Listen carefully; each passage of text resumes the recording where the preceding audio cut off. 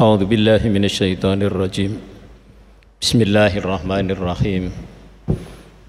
Innal hamdalillah nahmaduhu wa nasta'inuhu wa nastaghfiruh. Wa na'udzu billahi min syururi anfusina wa min sayyiati a'malina. May yahdihillahu fahuwal muhtad wa may yudlil fa ulaika humul khasirun. Asyhadu an la ilaha illallah wa asyhadu anna Muhammadar Rasulullah. Allahumma salli wa sallim wa barik ala Muhammad wa ala alihi wa sahbihi wa man tabi'ahu bi ihsanin ila yaumiddin. Allahumma anfa'na bima 'allamtana wa 'allimna ma yanfa'una. Amin ya rabbal alamin. Assalamualaikum warahmatullahi wabarakatuh.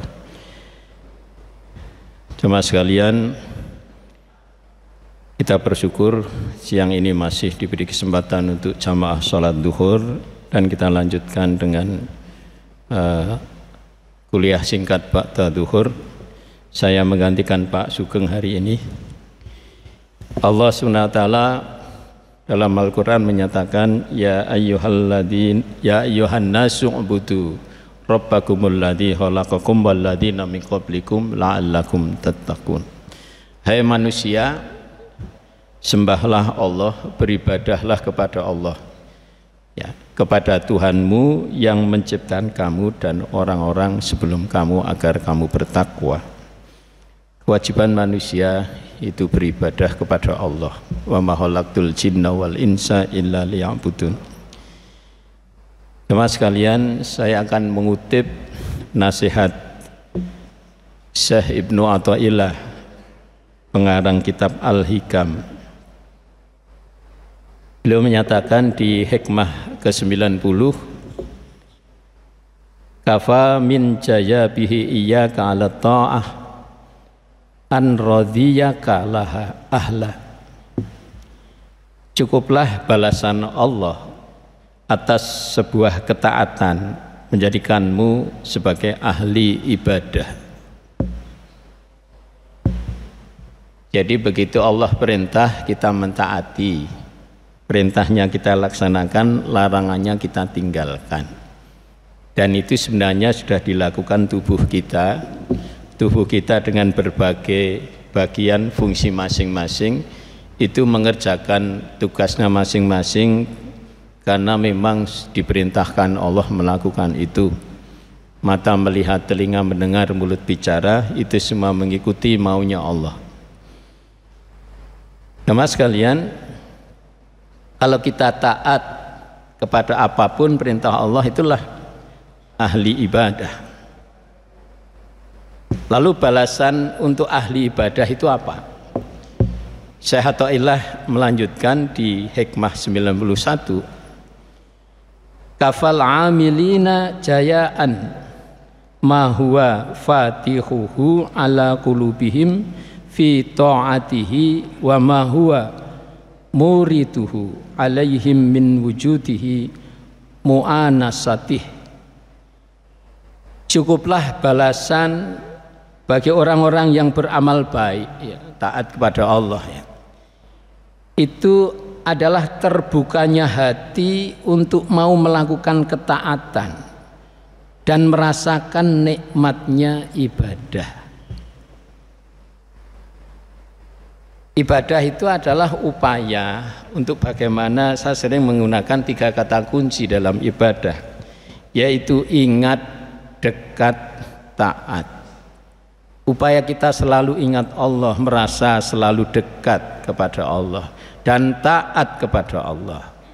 Dan kemudian 3 kata kunci itu diliputi dengan cinta, karena ingat kita kepada Allah, kemudian dekat kita kepada Allah, taat kita kepada Allah itu karena cinta kita kepada Allah.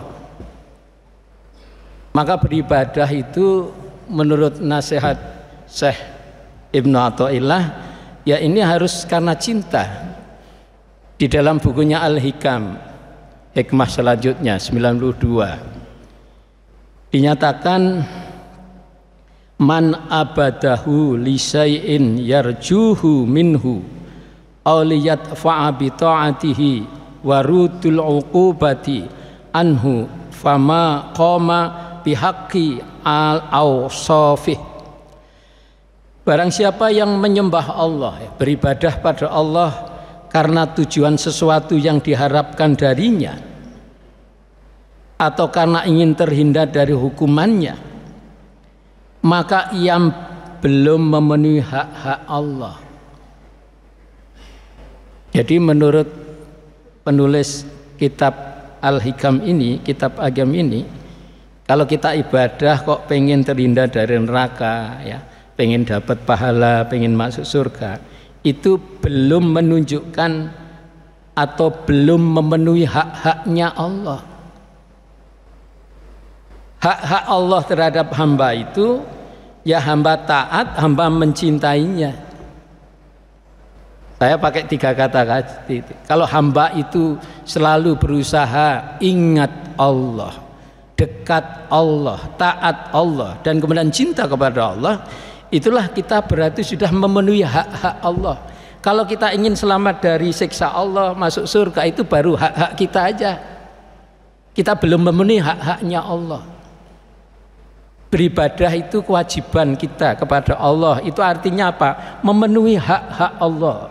Karena hak dan kewajiban itu bersama berbanding, ya. Haknya orang tua kepada anak itu kewajiban anak. Kewajiban orang tua adalah haknya anak. Kewajiban orang tua mengasuh, mendidik dan sebagainya itu haknya anak. Sedangkan kewajiban anak itu birrul walidain, itu kewajiban anak, itu menjadi haknya orang tua. Hamba dengan Allah, manusia dengan Allah, begitu juga kewajiban kita itu beribadah kepada Allah, maka hak-haknya Allah kita penuhi. Apa hak-haknya Allah? Hak-hak Allah adalah selalu dicintai hambanya, selalu diingat hambanya, selalu diikuti aturannya, selalu merasa dekat dengannya. Itulah hak-hak Allah yang harus kita penuhi. Jadi kita jangan egois beribadah untuk memenuhi hak-hak kita, tetapi hak-hak Allah itu harus dipenuhi. Saya kira itu yang bisa sedikit saya sampaikan, ya. Semoga Allah selalu membimbing kita untuk kita beribadah ikhlas hanya karena Allah, dengan cara-cara yang dibenarkan Allah, dengan tujuannya ridhonya Allah. Amin ya rabbal alamin. Subhanakallahumma wa bihamdika asyhadu an la ilaha illa anta astaghfiruka wa atubu ilaik. Assalamualaikum warahmatullahi wabarakatuh.